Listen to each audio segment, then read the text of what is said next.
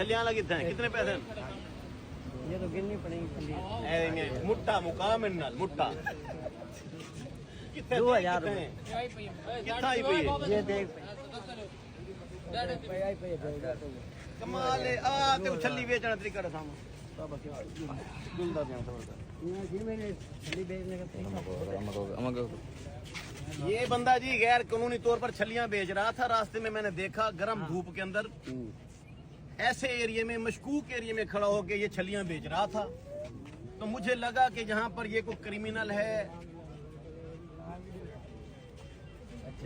या कोई डाकू है।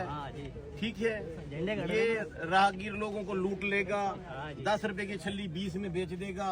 तो मैं पूरा बंदा अपने डाले पे छलियां भी सारी उठा के ले आया। ठीक है, तो ऐसा है कि ऐसी जगहों पे छलियां नहीं बेचते होते, डकैती हो जाती है।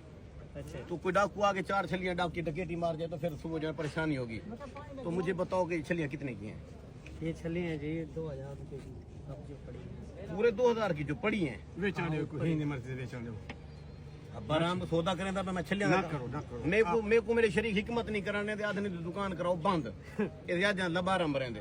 अच्छा। तो मैं आज बाद छलियां का काम शुरू करेगा ना करो के को कराने हूं जी थके दम मैं आप करे था काम होने कितने देने मेरे को? ये 2000 नहीं पैसे घट कर जो दिल करे वो दे दो डॉक्टर साहब।